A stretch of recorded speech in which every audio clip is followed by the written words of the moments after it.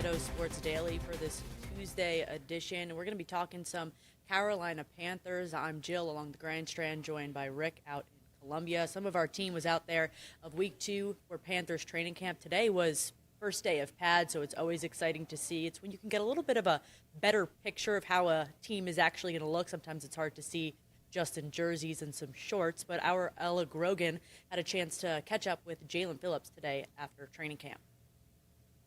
Here at Panthers training camp at the first day of pad, standing by with Jalen Phillips, the newest linebacker here for the Panthers, but you're not new to the league. You spent some time over in Miami and Philly, and now you're joining us here in the Carolinas. I saw you out there today, and you already seemed like you were stepping into a leadership role and making this place your home, breaking down the huddles. What's it been like making this place a home here in Charlotte? Yeah, it's been great. I mean, I love the city. It's been great for me and my little family to come settle down in. And then in terms of the team, I think it's been awesome, man. I've been very close to the guys, getting closer to the system. Just like I said, kind of finding that leadership role and, kind of asserting myself as that. As I just want to uplift this team and do everything I can to contribute to that. Jalen, it's football now, but there was a point in your life where you didn't know if it would be football ever again. Tell us about that story and how you ended up here now. Yeah, I mean, starting back in college at UCLA, #1 player in the country, had some injuries, got hit by a car, some concussions, ended up retiring, went to music school, and had the opportunity to go to music school and play football at the U. Played one season, really 10 games at the U. Got drafted first round, played a couple years healthy with the Dolphins, tore my Achilles, came back, tore my ACL the next year. So now I'm back. This is, I guess, my second healthy year in a row. And, throughout all of that, it's just gotten me closer in my faith and just really kind of built me up as a man. Part of that is the music. What about music got you through that time? What did you fall in love with specifically? Yeah, I mean, it's just cathartic. It's like, pouring out your emotions into a creative outlet. And for me, in a time where I was really struggling with my identity outside of football, it kind of helped me, like I said, find myself and kind of like pour my creativity and my emotions into something. So, that's something I always carry. I don't do it as much anymore, obviously, because I got a son, I got this, I have other hobbies and stuff. But, music is always something that's extremely important to me and something I'll always, hold very near and dear to my heart. Congratulations on that firstborn son of yours that you just it. had. So is he taking over more of the music genes so far or the football genes? Have you seen anything yet? Well, I mean, he has a little toy piano that he'd be playing with, so he doesn't have any footballs. So, I mean, I guess that's kind of indicative of where he's at right now. But we'll see. I want him to do both. I think that would be great for his development. Ultimately pick whatever he wants to do and chooses. But yeah, I hope he's musically inclined, me personally. I think my fiance wants him to play sports, but we'll see. He has a pretty special name. Can you tell us about the meaning of that and what made you and your fiance choose to name him Shiloh? Then when I looked up the meaning, I thought it was just super profound. It basically means his gift, God's gift, bringer of peace, things like that. And so, I really do believe he's a gift in my life, my fiance's life. He's a very, very special little boy. So just grateful to have him in my life. Thank you so much. Really appreciate it. Yeah. For Palmetto Sports, I'm Ella Grogan. What a phenomenal one-on-one there with Ella and Jalen Phillips. It's always nice to get a reminder that these athletes are people outside of sports. Sometimes when you work on yourself and find hobbies and make sure you focus on your own well-being, I feel like that's when kind of your career in any aspect falls into place. So it's good to see that he's doing well again once on the field. Rick, what were your thoughts on seeing that and just that music side of him, if you will? Yeah, well, I wish more people would view athletes as human beings with families. They have their own problems as well, and not just athletes. So, yeah, that was a great job by Ella, and I'm glad that she did it.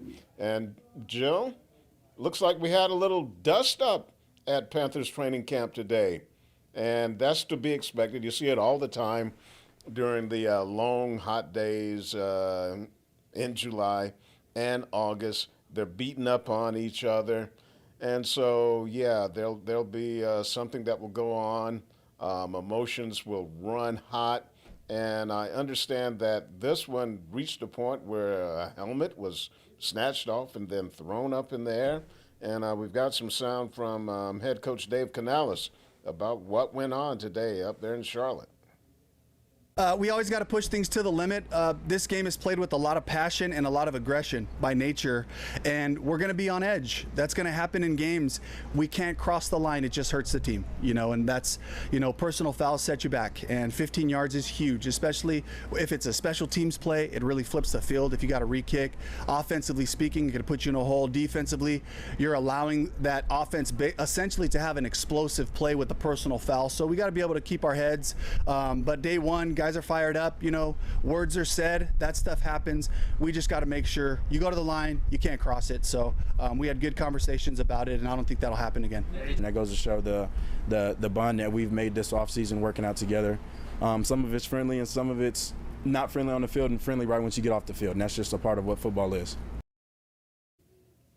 That was also the first day in pads, so I don't know, maybe somebody thought, hey, you can't hit me that hard. But it's good to see from a physicality standpoint, but also I like what Jonathan Brooks said. Yeah, sometimes it's friendly on the field, sometimes it's unfriendly. But once practice is over, everyone's, hey, they're all buddy-buddy again. Yeah, you don't want something like that to, create a divide in the team, and I don't think this will. Yeah, I agree. It's always interesting to see first day of pads. I feel like something like this happens every year. Last year it was reported during Patriots training camp, and then this year now it's the Panthers. It happens to one team. I think it also happened with the Steelers as well, that something broke out at their practice. It's common. It happens. I mean, you're spending the first week in shorts. You get out there in pads. You're excited. Maybe some people are a little too excited, and these things happen. And if anything, you know what, like, Coach Canales mentioned it, they nipped it in the butt, but it shows a competitive edge that people want to go out there, hit hard, and make sure that they're making each other better. So, yeah, you don't want to see it from, I guess, kind of not an emotional standpoint, but a camaraderie and connectivity with the team standpoint. So it's a good thing that they talked about it and they're moving forward, but it's good to see that they're going out there and giving it 100% day one in pads. Yeah, and I understand that Panthers quarterback Bryce Young, he went out there trying to break it up. And a few years ago, when Cam Newton was the Panthers quarterback, he got into a training camp skirmish with one of the defensive guys. And, that's a big no-no. You can't be fighting your star quarterback. But anyway, like you said, it happens all the time in every training camp. Okay, that's going to wrap it up for the first segment of Palmetto Sports Daily. We've got a lot more to come on the show.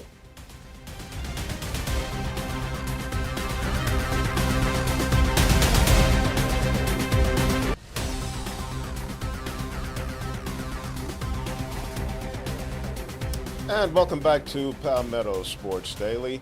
Last week, the Gamecocks were in Tampa for SEC Media Days, so we've been spending a lot of time hearing from head coach Shane Beamer and the three players that accompanied him there. The first time they held SEC Media Days in Tampa.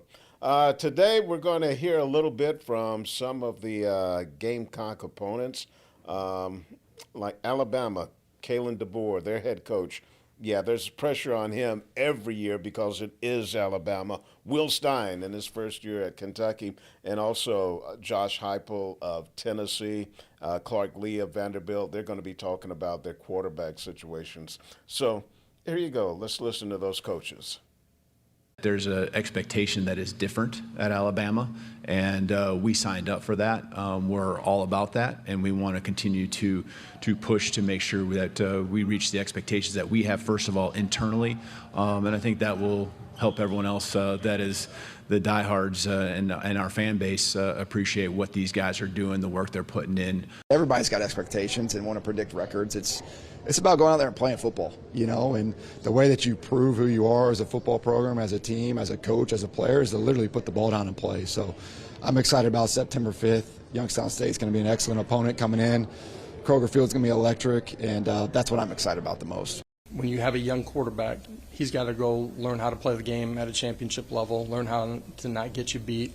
But a lot of it is the 10 other guys around him playing the game at a really high level. And not just offensively, but your defense and special teams got to all be tied in as that quarterback continues to grow throughout the course of the year. I'm not shut off to any possibility. I think you have to have one person that you lean on in the tough moments, but how you best put 11 people on the field and enhance and optimize the skills they have to help in a winning effort, that's the goal. Certainly I could see a world where two guys are taking snaps. I don't see that in a world where they're sharing the quarterback position. I see that where we're strategically using skill sets to bolster certain aspects of our performance on offense. Okay, we heard from the Alabama and Kentucky head coaches there. And, Jill, you look at Carolina's schedule, they could get off to a pretty good start. They host Kent State and Towson at home, and then they'll open the SEC slate against Mississippi State. That's also Williams-Brice Stadium. So the Gamecocks could be 3-0 before they head down to Tuscaloosa to take on Alabama. In the past 2 years, they've been right in games with Alabama, and they were in shot to win, in both of those games. And then after Alabama, they host Kentucky. So could the Gamecocks be looking at maybe a 4-1 start? And if things go well down in Tuscaloosa, 5-0. I think scheduling, in any sport, but especially college football, is everything, because it's not like other sports where you could have multiple in a week. How you really stack up your week by week, month by month really can impact a season. And I do think that South Carolina did a pretty good job scheduling-wise, especially with the lineup that they have going into SEC play. I do agree that they have a good start out heading down to Alabama to really get the kinks out that they might need to get out, and could give them a good jump down there on the Crimson Tide. How do you think they're going to line up against them this year in comparison to last year after covering this team for so long?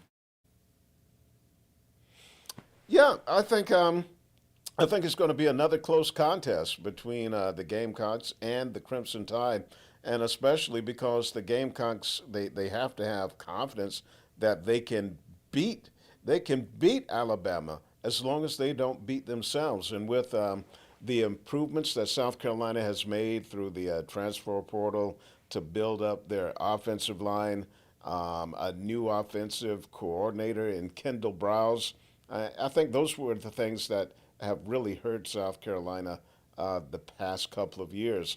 And so if they can get that offense clicking, especially in those first 3 games, work out all the bugs and go to Tuscaloosa riding a wave of confidence, I like their chances. But it's not going to be easy, not when you go to Tuscaloosa.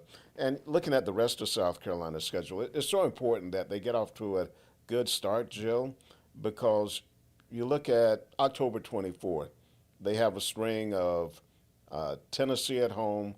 They go to Oklahoma. They've got Texas A&M at home. They go to Arkansas. They host Georgia, and then they go to Clemson. So that's going to be really, really harsh, especially if you've struggled the first half of the season. If you struggled the first part of the season, you almost can just say bye-bye to any chances of making the college football playoff. Yeah, I don't want to say that any games are gimmies here, but you do need to do well in the front half of your schedule in order when you go down that harder stretch in the back end that you maybe have a little bit more of leeway and give. You don't want to put yourself in a situation where you're at the harder part of your schedule and you're now in a bind because you didn't do as well in those games that maybe you should have done better in at the front end of your season. Not to say, once again, no games are gimmies in college football, but you're expecting a certain level of production from the Gamecocks in those first couple of games, specifically those first 4 games before they head out to Alabama. So just making sure you get your job done and really execute before you head into that back half of your schedule, especially deep into SEC play and before you close out with Clemson and Georgia. Yeah, in the SEC, they want to make sure that they have strong teams going into the final week of the season, that each team has a strong opponent, and that you have Georgia, the preseason number 1 team, right before they have to go to Clemson. So, yeah, it's the SEC. Everyone has a murderous schedule. All right, that's going to wrap it up for this segment of PSD.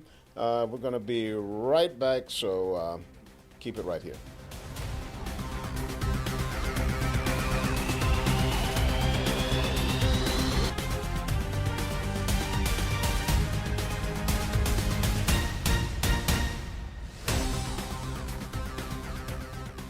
Welcome back to Palmetto Sports Daily. We're still talking some college football. And you know what happens as it just goes on and on, as this landscape continuously changes with transfers and eligibility rules? We're right now dealing with a JUCO eligibility lawsuit over here with Samari Collier, the former Coastal Carolina quarterback. Excuse me, I am going to be reading a little bit just because I am not a lawyer. I want to make sure I get this right. So back last year, Diego Pavia was the quarterback for Vanderbilt. He basically went after the NCAA ruling out a 5-for-5 eligibility rule to limit extended careers. And after he was granted that, there has been kind of a wave of some JUCO transfers who are looking to get some more eligibility, but they're not being granted the same grace that some of these other players were given in 2025.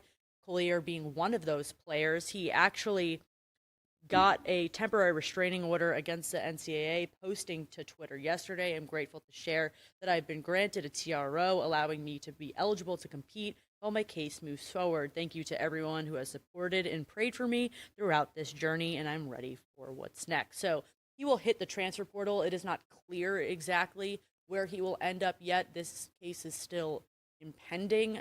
It's just kind of this larger picture and discussion of there needs to be more of a clear-cut rule in place of what years count and what years don't count in terms of junior college. It's making things a little bit more confusing for these players, for coaches, for people watching. You can't just slap a Band-Aid on it and then not expect players to come back the year after they watched someone else get given an extra year and then be told no. Obviously, they're going to come back and ask for that year. It makes perfect sense. So, Rick, you've covered college football for quite some time. The situation can be a little bit confusing in terms of what can count, what doesn't count. What is your take on this whole situation in terms of these JUCO eligibility lawsuits in comparison to just other eligibility rules for people who are going straight into college for those years right out of the gate? Okay, so this will be how many years for Collier now as far as years that he is going to be able to play? Redshirt at Illinois, 2 years at JUCO, 1 year at CCU. So the issue is that they are saying that technically the JUCO years should not count towards college eligibility years being used up. They need to tighten these rules up because it was very frustrating during the COVID era where guys got an extra year for 2020 and also for 2021, and it reached a point when I'd be talking to student athletes, I would always ask them, okay, how many more years do you get? Because it was so hard to keep up with everyone. And since now most of those people have, transitioned along, it's like, okay, it's easier to keep up with it. But now with this, the junior college stuff getting into the mix, and, I'm of the opinion that, you may not be playing at a four-year school, but you are playing college football, and you're also, it's not like you're 18 years old again. You could be 20 years old coming in. So I think maybe you get a free year of junior college, okay, but once you get past one, like two, then you have to start counting it. So I'm saying, hey, give them one free year with junior college, and then you have to count the second year. Yeah, I agree with you, Rick. I think that would make perfect sense. It's just more of the NCAA just giving clear-cut guidelines. Like, it's too vague and hairy where people are confused. I was even a little bit confused trying to understand this case myself I explained it the best I can. Sorry, once again, not a lawyer, but it's a little confusing in terms of eligibility, and I'm sure it confuses fans as well. So I think it would do everyone a better service to have a little bit more of guidelines and understanding when it comes to eligibility, so that maybe players can be more informed of what they're doing, because they might think they're able to do something and then they're told otherwise, and that's a whole other issue. Yeah, it should be clear and concise. Yeah, we shouldn't have to be running to lawyers to help us figure out how many more years a kid has to play, as a student athlete. Yeah, very confusing. Yeah, that's all the information I got on it, but we'll keep you updated on where he ends up going. He's still in the talks. All that came out yesterday, but we're going to hit a quick break here for Palmetto Sports Daily.